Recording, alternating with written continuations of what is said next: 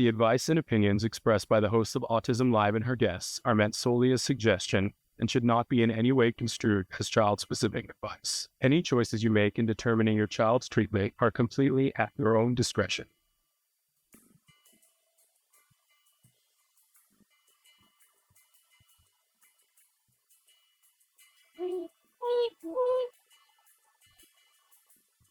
Good morning and welcome to Autism Live in April.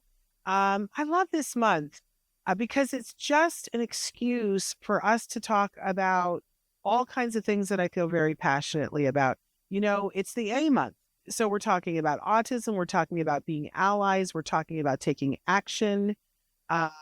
So many things, so many of the A's, right? Acceptance, right? Accomplices. That's a word that Amy Gravino, she's like, I like allies, but accomplices are needed. I want to be an accomplice to good things. And today we're going to be talking about good things. So thrilled that you guys are here with us. I hope you're checking out the April schedule because we pre-taped a lot of these shows because, as you know, if you watch the show, we're having to move, which is crazy during April. Whose idea was that? Not mine, but it's just the way it shook down. But it forced us to kind of think ahead and get really great shows, things that we wanted to bring to you. And that's definitely today. In a little while, we're going to be joined by Tommy Caamano and Peter Prokop. They are co-directors of Traveling the Spectrum. It's a new TV show. It came out in December, so we're behind a little bit. If you haven't seen it, you need to go check it out. It's on the Peacock network streaming. And there's 6 episodes and they're all available for you. But we're going to get a little bit of the behind to find out about this, and especially if there's going to be season 2. But what a great, heartwarming experience. They follow 3 families. We're going to talk all about that. But before that, we have some business to take care of. We are premiering this show live right now on Facebook, YouTube, and Twitter. You guys can be writing in. We still will take questions. And when possible, we will answer them live in the chat. So feel free to do that right now. The chat is open on all those platforms. Or you can also email me if you have a question about something ever. My email is shannon@autism-live.com. We'll put that up later. I know making Chris work hard because I don't usually say that anymore. There it is. Look at how good he is. Chris Desmond for the win. For the win, not the wind. For the win. For the win. There we go. Also want to let you know that we know that the lion's share of you are listening in podcast after the fact. And I hope there's a bunch of you listening today because it's a great show. We're on pretty much any place where you can get your podcast downloaded for free. It's really important to us and has been for 14 years that we want this content that we're providing, which we hope is information and inspirational to members on the spectrum and all the people who love them, right? That's really what we're here for. We want you to be able to access that, and we don't want it to be cost prohibitive. So free seemed like the thing to do. You can get this on any of our YouTube channels, and you can also get it wherever you download a podcast. However, when you get the podcast, it's going to have advertisements on it. I hope you'll embrace that and go, woohoo, I didn't have to pay for this, right? If it really is a problem for you, and I know some of you are preparing for a triathlon, right? And you're on the bike and you're like, it would be so much easier. I want the content. I don't want the commercials. We did find a way to do that for you. You can go to glow.fm/autism-live. And for a mere $5 a month, you get everything we do at the Autism Network. That means you get all the Autism Lives, you get all the Parent to Parents, you get all of the Ask Dr. Doreen's, you get all of the Today's Hyperfixation, you get all of the stories from the spectrum, all of the Let's Talk movies. They show up in your inbox. You can keep them or not keep them, pick and choose which topics you want, but they show up there ad-free. That's $5 a month. It's actually even cheaper if you do it for more than a month, like you do it for a year. They take some of the cost away. I don't know how much. You'll have to talk to that. glow.fm/autism-live. Otherwise, download it on your favorite podcast platform and be listening as you go and embrace the ads as we do. I hope that you will. All right. I'm trying to think if there's anything else I need to say right now, except that it's time for jargon of the day. You know, if you watch this show, this was like the first thing that I said we got to have because there's so many terms. And it's like, what does that mean? And why would that be important to me? And is it of any value? Is this one more thing that I have to learn? That's certainly how I felt about it. So we've been doing this for 14 years. We started out, it was more a comedy routine, making fun of the bad jargon that was in books. You know, the definitions were filled with jargon. And then we'd give you a better, workable definition. Now anymore, we're basically giving you two definitions to show you that some are better than others. Some have elements, let's take a look. Today's term is systematic desensitization. And I chose this specifically for today's topic. Let's take a look at one definition. This comes to us from dictionary.apa.org. And their definition is a form of behavior therapy in which counter conditioning is used to reduce anxiety associated with a particular stimulus. Okay, so this is more one of the definitions I used to make fun of, right? Because if I don't know what systematic desensitization is, I don't know. I think it's a pretty good bet that I don't know what counter conditioning is. And doesn't it sound like something in a beauty parlor or in some place where somebody's being tortured? It doesn't sound good to me. And then when we start talking about stimulus, I'm like, is somebody being zapped? They aren't. They aren't. Let me just spoiler alert. That's not what this is about. But I call these sort of trash definitions that really don't help you get, I don't know whether this is good for me or somebody I love from this definition. So let's put that in the circular file because it's of no use. Let's move on to another definition and see if we can't make heads or tails of this. So systematic desensitization, I can't talk.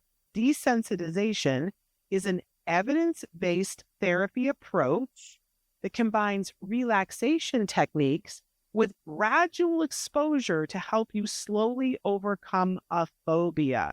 Thank you, Healthline, for giving us a little bit more information here.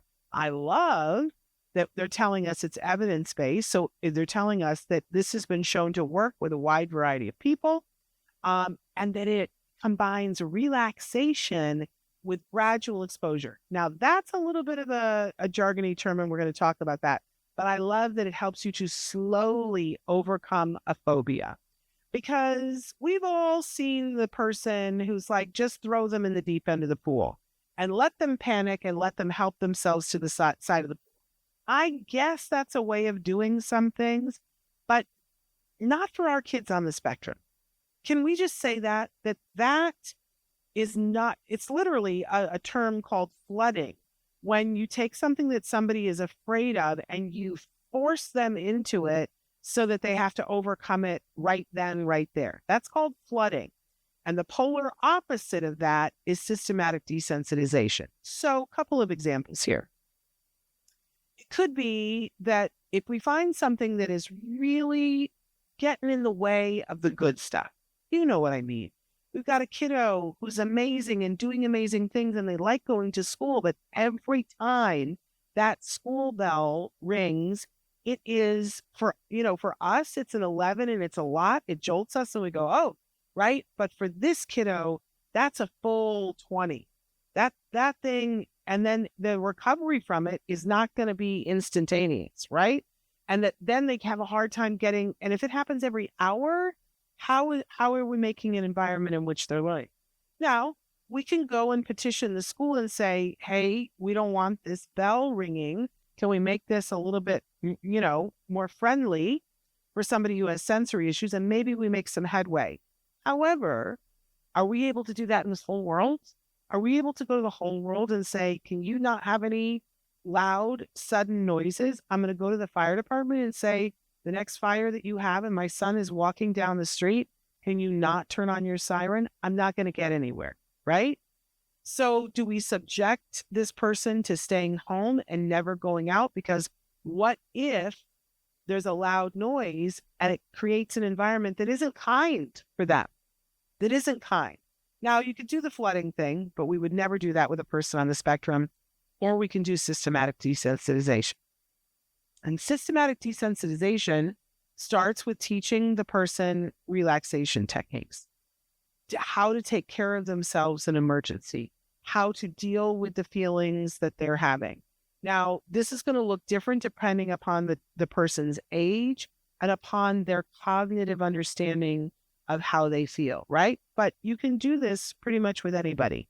And you can do this in a very kind way that doesn't create anxiety. So in the beginning, we work on relaxation techniques. So for instance, if I have a little one who's 3 or 4, I want them to start doing deep breaths and know what that is. But how do I explain that to a nonverbal 3-year-old? I model it, and I take I take 2 stuffed animals, and I say, oh, it's my breathing buddy. And I'm languaging, oh, this is my breathing buddy. I'm going to lay down on the floor and I'm going to put my breathing buddy on my belly, and we're going to breathe together. I'm going to take a big inhale. Oh, look, the breathing buddy goes up, and now I'm going to exhale and the breathing buddy goes down. Do you want to try it? And I help them to lay down and put their stuffed animal that they chose on their belly. And now let's make it go up and make it go down, right? It's a tangible thing that I can show them. I'm languaging it, but I don't know how much language receptively they're taking in, but I'm still languaging it. But we've got emotion too. So we're teaching that breathing technique. Somebody is 16, we're going to teach it a different way. You see what I'm saying? So we want to be teaching relaxation techniques. There's all kinds of things like pressure points depending on the child or the teen or the adult's needs, we're gonna teach it based on that. But that's not enough, right? Now we're gonna start a really slow schedule of exposure. And in the beginning, it may be that we start by showing them the bell. But if it causes anxiety, then we're going to go a step back. And now maybe we show a picture of a bell, right? But especially when it's a sound, we're going to make a recording of it. And then we're going to play the recording at a decibel where it's almost indiscernible. That for my hearing, I probably wouldn't hear it, right? And it may be that the kiddo doesn't quite hear it, but we're going to do pleasurable activities. We're going to, play games. We're going to eat. We're going to do whatever. And it's going to be in the background. And we'll know it's working if they're not having a reaction. If they have a reaction to it, we got to turn it down another notch, right? And slowly, we're going to inch that thing up, increment by increment, until we can get to the point where the noise happens and they don't have the reaction. And again, if they're having a reaction, we got to go back to the last place that they weren't having a reaction, because we're not trying to create the anxiety. And that's an important part of systematic desensitization. We're trying to normalize it to the point where they are not having anxiety at any level. And if we're creating anxiety, we're not doing it right. This is so effective at making it possible to allow people to do things that previously they thought they could not do. One of the examples that I am somebody who has a lot of phobias and I have a lot of anxiety, and you don't have to work on everything. Can I also say that some things you can just go through life, because if it's not affecting your life and ruining your life, you just manage it, right? But if it's making it so that you can't go places, if it's making it so that your life becomes smaller than what you want it to be, then it's great to know that this is a possibility. I've had systematic desensitization on some of my phobias. I couldn't drive anymore. I got to a point, I'm somebody who was a road warrior. When I was doing stand-up comedy, I would think nothing of driving for 8 hours. And then I got to a point where I could not drive my car. I couldn't do it. It was overwhelming to me, and I would have a panic attack and I couldn't do it. And so I wasn't going anywhere. And then I became a shut-in, right? They use systematic desensitization, and I drive all over the place now. And I'm perfectly fine. So systematic desensitization, it's a very powerful thing. Why is this important for us to talk about today? Well, we have some folks from the show Traveling the Spectrum who are going to be here with us talking about how hard it is for families to travel, and that there are all these things that are preventing you from being able to travel. And they are pushing through all of them, and they're showing it on their TV show. If you are having an issue with a child and you're not traveling because of a phobia, It might be that you want to ask for some systematic desensitization. It might be just one of the stops along the way to give yourself and your family and your child or children or teens or adults on the spectrum the world. Give them the opportunity to see things in different ways. I think you'll find that you'll see them in different ways too, because it just helps to reveal more of who they are as they learn from the world. So we're going to take a short break and show you some of the things about that we're doing here in the month of April. And then we're going to be right back with these two amazing gentlemen, Tommy Caamano and Peter Prokop, from Traveling the Spectrum, a new show on Peacock. Stick with us. Watch this. We'll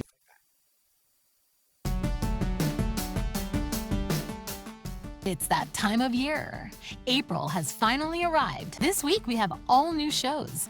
On Monday, Shannon welcomes Peter Prokop and Tommy Caamano, co-directors of Traveling the Spectrum, now on Peacock. Then on Tuesday, we have a new Ask Dr. Doreen, where Shannon and Dr. Doreen will answer questions about outcomes and what is possible.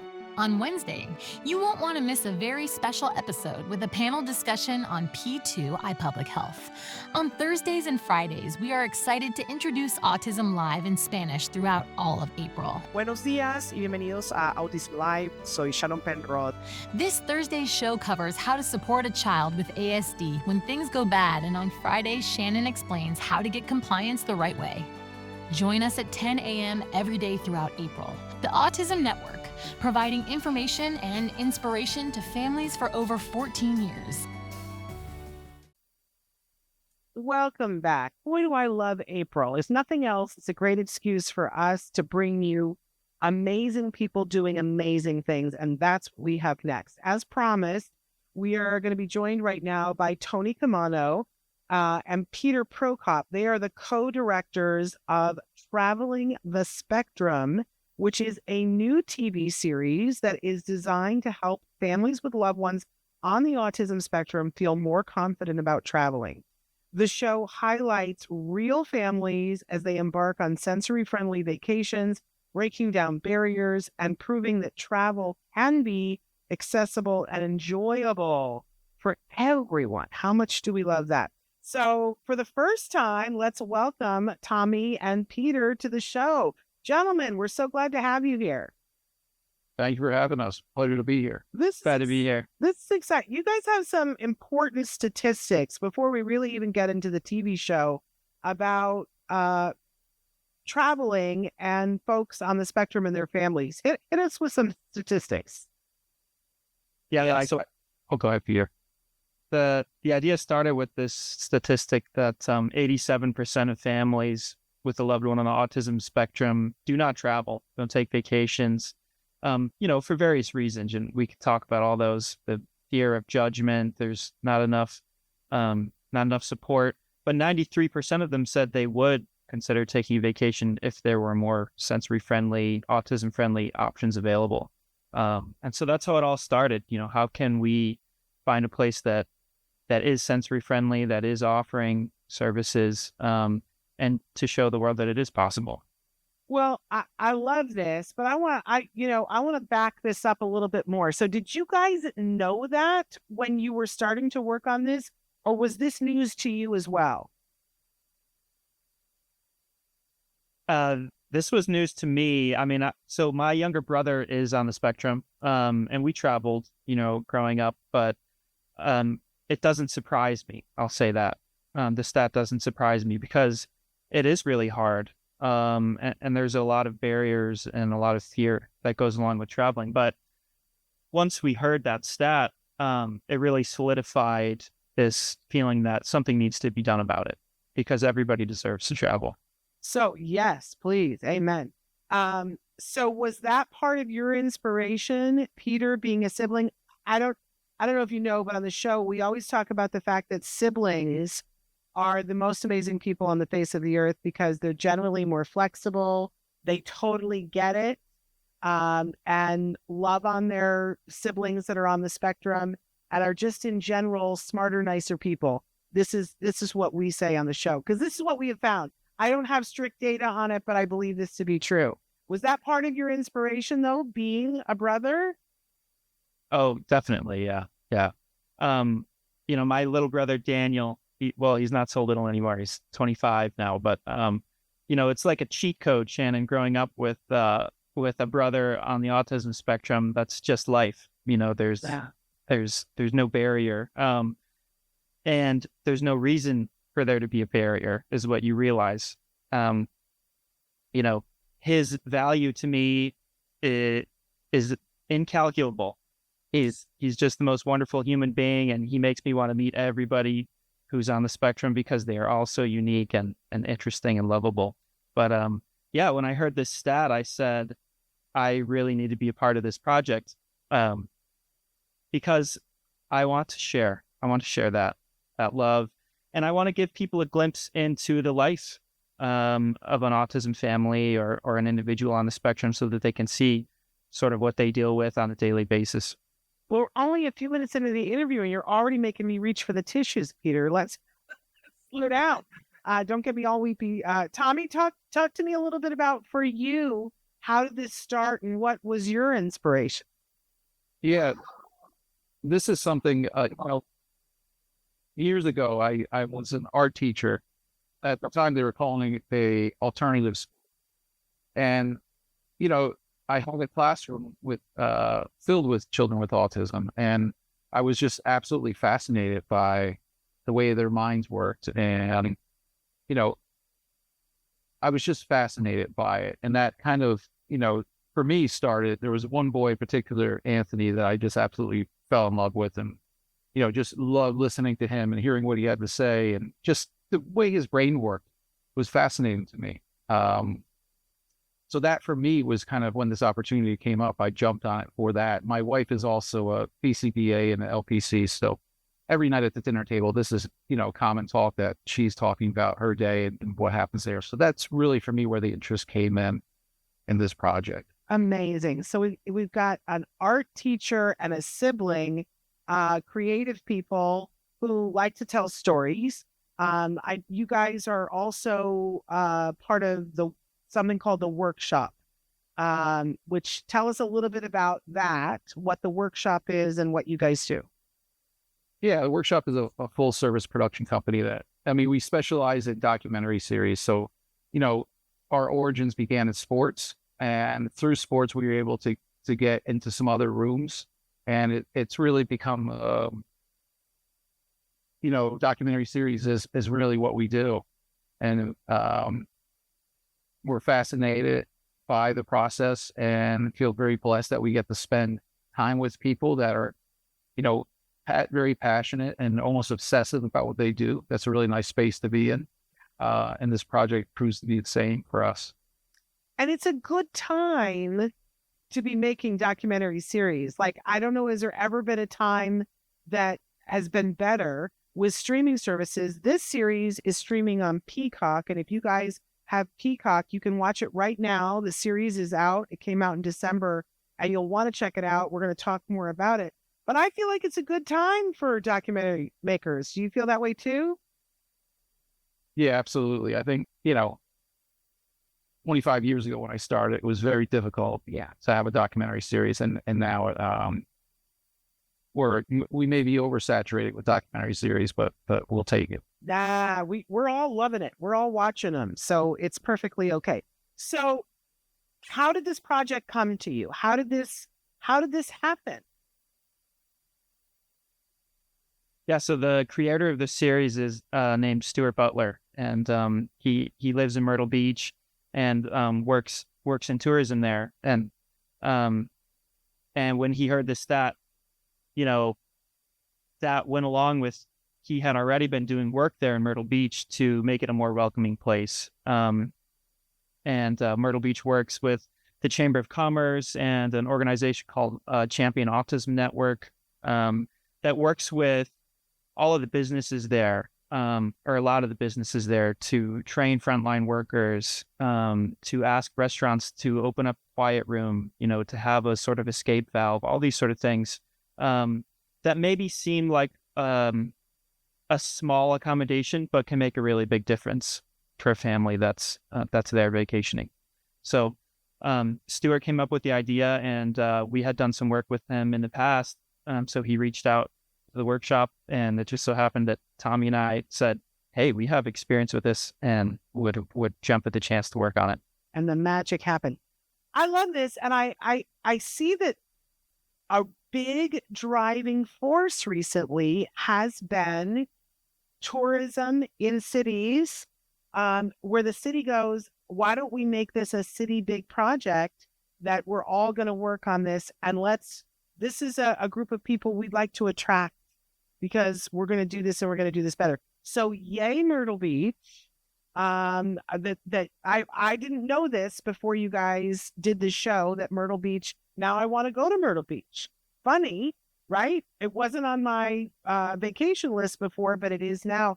And maybe for many of you watching, this is news to you too. But watch the show and you can see all these amazing things that Myrtle Beach has to offer. I love in your trailer, there's a moment where the mom says, I didn't know that my daughter would be this interested in this activity. And you could tell that it's just life-changing for her, that her daughter had this opportunity and that it's opened more doors. So loving on Myrtle Beach, and loving that they are doing this very systematically, making sure that that the frontline people are trained as well. Because I think sometimes things can get lost, right? Lost in translation, but in a wonderful way of showcasing that on this wonderful TV show. So let's talk about the actual TV show, because you follow 3 families, correct? Yeah. Somebody, which I don't care which one of you, talk a little bit about the families and how you were able to connect with them, because not every family is willing to say, yeah, follow us on our vacation and let's see if it works out, right?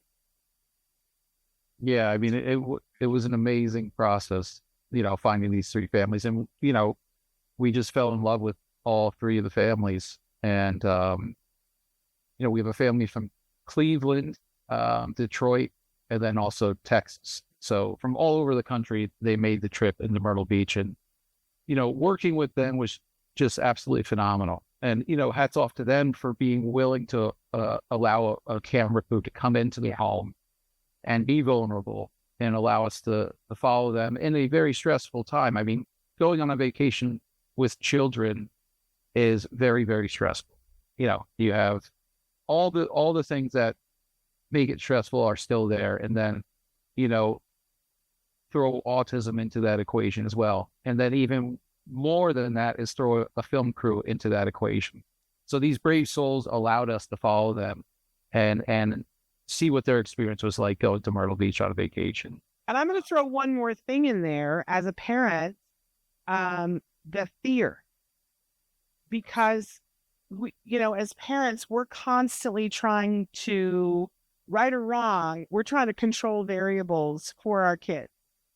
And when you go into a place where you don't know what the scenario is, you're not in control of the sensory stuff, you don't know exactly how it's going to go, you're giving up a slice of control. And I just want to say, for a lot of us, and you guys can write in if this speaks to you, but the fear raises its ugly head.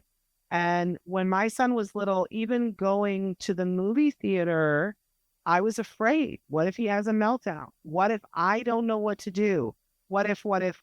And sometimes that leads to us just sitting at home, languishing, which is not good for us and not good for our kids. So all of the things you were talking about, plus the fear, and yet these brave families decided that this was going to be worthwhile. And of course, we see in the series that of course it is.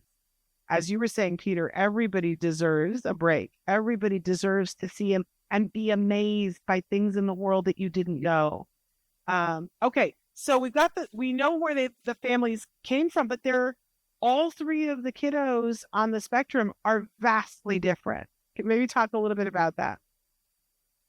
Yeah, it was important to us to try to have a diversity in a range of things, where people are on the spectrum, their age, where they are in the country, but especially, trying to show as much as we can of the spectrum with 3 people, which we know is impossible. So we do have to emphasize that these are their stories and their experiences.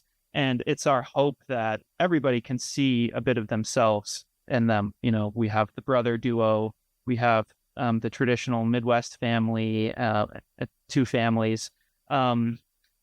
So yeah, we wanted to show a diversity and a range, but at the same time, this is all their individual journeys. And like Tommy said, you know, they all came at it with a heart of wanting to share that, wanting to share it so that even if it helps, Michelle said this to me, even if it just helps one family, then it makes it all worth it. And it seems like it would have been easy to just focus on these three families and make it a life-changing experience for them, which you did.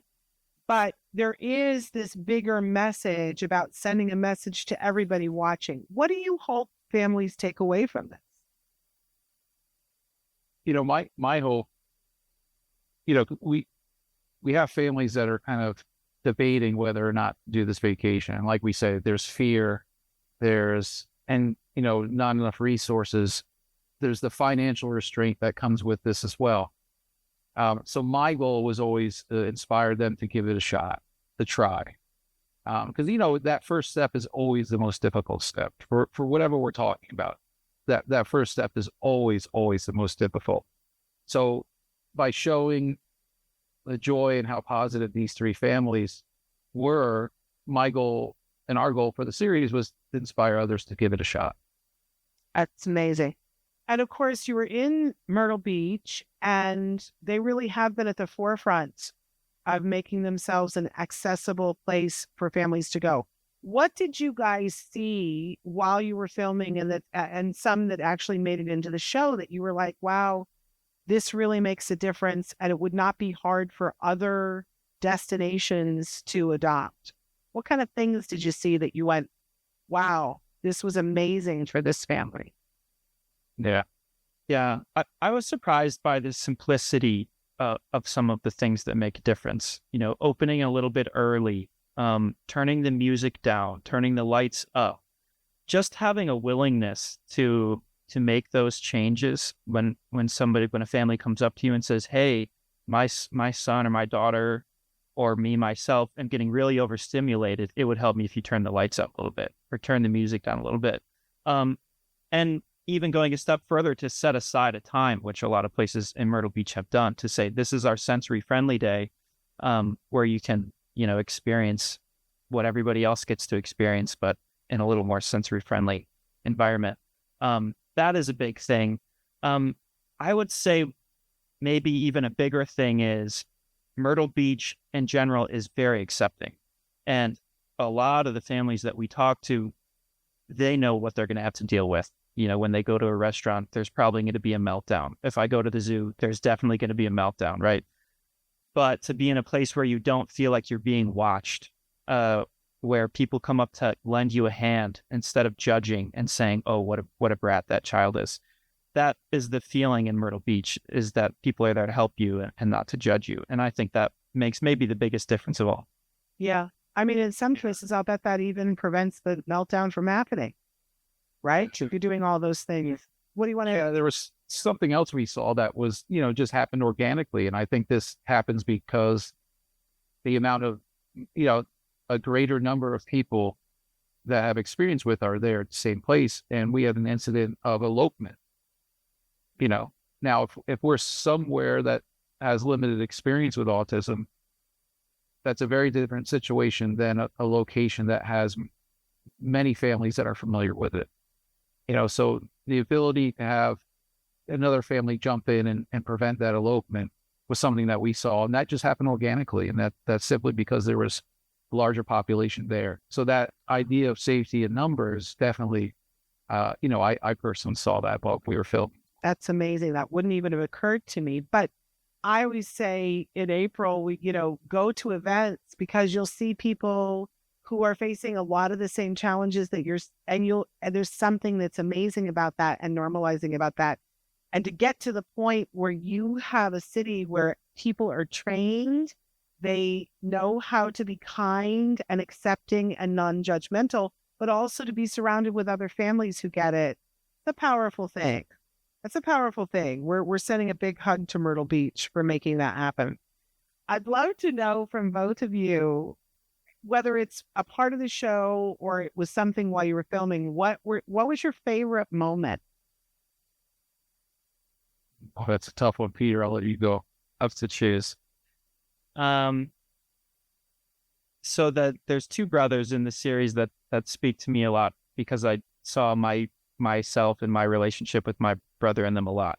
And the moment of the series that makes me cry every single time is Jake and Max are having a fancy dinner together, which is not something they do a lot, but they said, we're on vacation, we're going to do it. And Jake asks Max a really tough question. He says, what do you think about living with me someday? Maybe, if mom and dad aren't with us anymore. And Max is a very sweet guy. He's not conversational, maybe the way you and I are, but he doesn't need to be, because the way that he looked at his big brother when he asked him that question just said it all. And you could see the love between them and the trust. So that for me was probably the biggest landmark moment. Peter just wants to make me cry.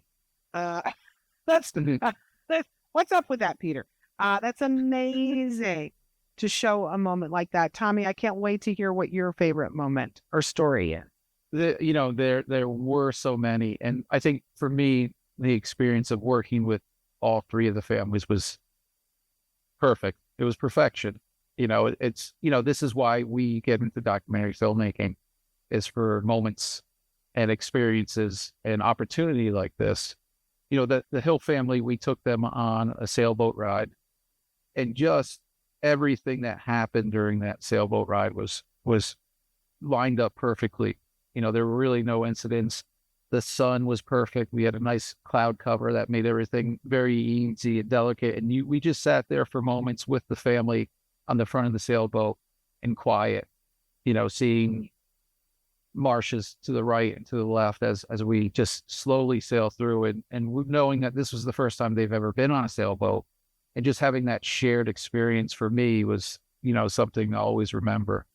And, these people become our friends. We text and talk with them all the time, and vacationing with anyone goes two ways. You become closer or you never speak to them ever again. And this experience, and hats off to them again for letting us do it and doing it with an entire film crew. All three, we've all grown closer to each other. I got to know, when you were making the agendas of what they were going to do in Myrtle Beach, was that you guys setting that, or was it the people in Myrtle Beach saying, hey, we got this great attraction, we want this family to come to it? Was it a combo platter? Were the families surprised? Did they get to say, oh, yes, this would be great? Well, how did that all work? Yeah, it was, go ahead, Peter. Probably a bit of a combo platter where we had done a lot of research on what things were accommodating, what businesses were autism certified and that sort of thing. But then we worked with the families to say, hey, would you be interested in this? We mentioned the other two families. We have to mention Braden. For example, we showed him a list of the activities, and one of them was you could go on a tour and see dolphins in the ocean, right? And he said, yes, I want to go dolphin hunting. And then he saw the parasailing and he said, no, nobody is going parasailing no matter what. I love that. He's got opinions. Of course he does. That's amazing. Well, really, really remarkable. We want to tell people, of course, Peacock. If you go to Peacock, it's called Traveling the Spectrum. It's available 6 episodes, correct? Yeah, 6 episodes on Peacock, and we would love your support. And anyone in this community knows how important support is, and that extends to our series as well. Is families need it, and we want others to take that chance and go on vacation as well. Well, I also think it's heartwarming, and you're going to love it. And if it pushes you to go do a little bit more, whether that starts with going to a museum before you go on an 8-day vacation, but knowing that you can get there, and that there are places that you can go that are working very hard to make it accessible for you and your whole family. And Myrtle Beach is, amazing. They're not the only place. I have an idea for you for your second season, but is there already a plan for second season? I believe it may be in the works. All right. we're not at liberty to say quite. All right. But there's something in the work. You're allowed to be cagey. I will only tell you, though, that we recently had the folks from the Chamber of Commerce from Orange County, California, and they are working very hard to get all of their businesses autism certified. And, they have some attractions in Orange County, not the least of which is a place with Mickey Mouse ears. So, I'm saying, put them in the hopper, because they've got some amazing things too going on there. And I love hearing about these cities that take it upon themselves to educate their businesses, educate down to the worker who is opening the door of the business, not leaving anybody out. It's a very powerful thing. I didn't ask you about the Champion Autism Network. Tell us, because I've never heard of them before. Tell me a little bit about them.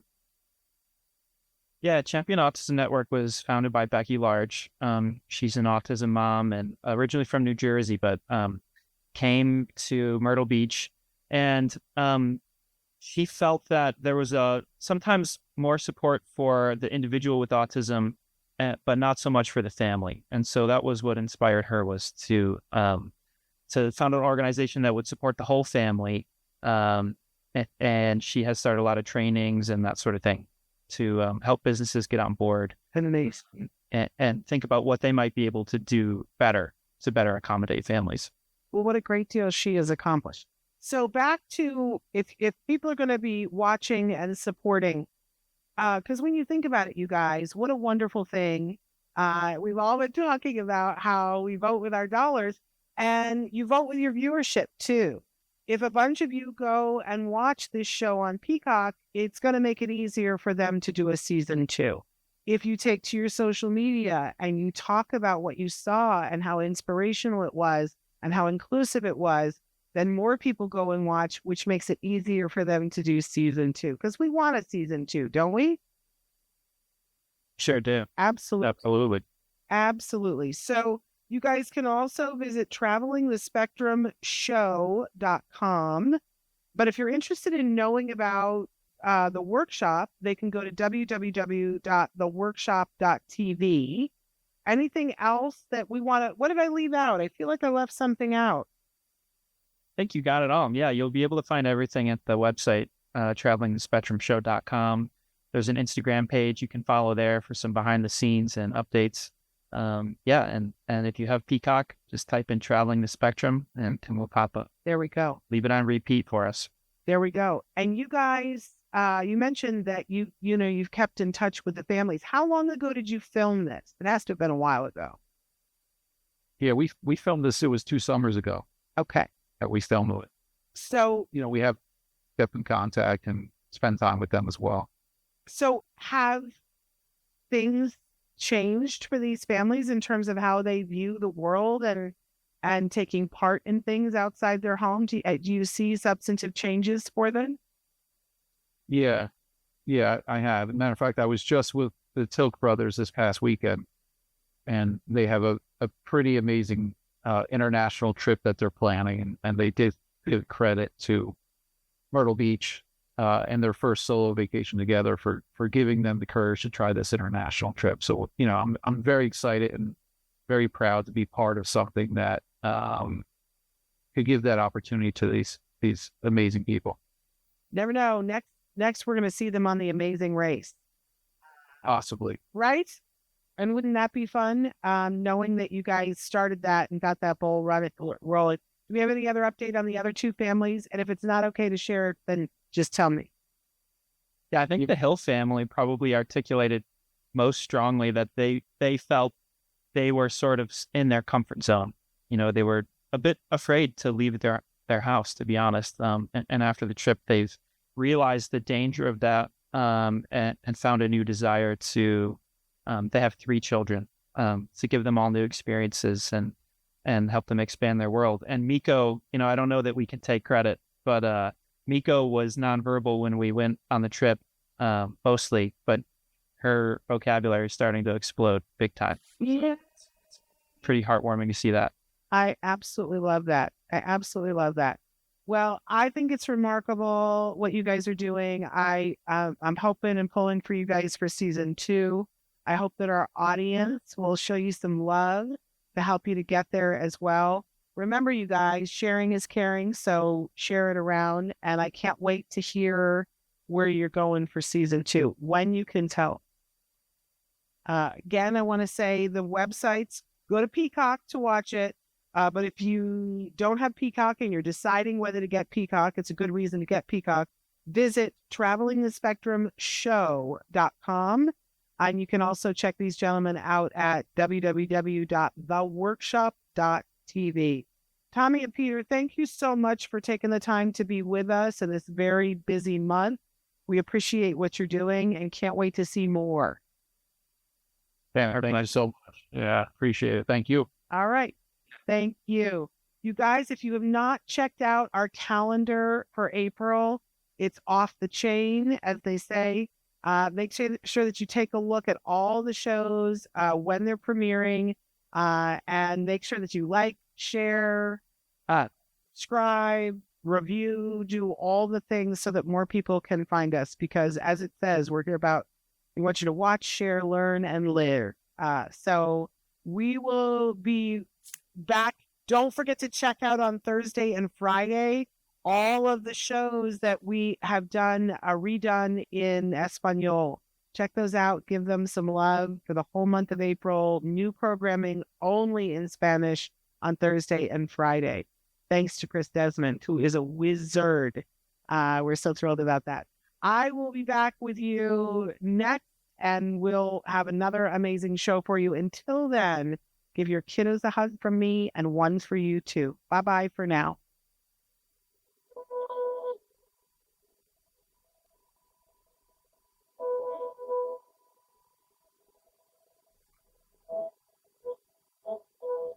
If you found anything helpful in this video, please give us a like. And make sure that you smash that subscribe button on YouTube and give us a like on Facebook.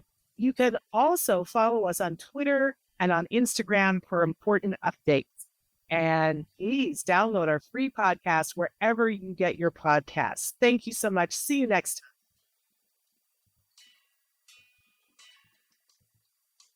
time.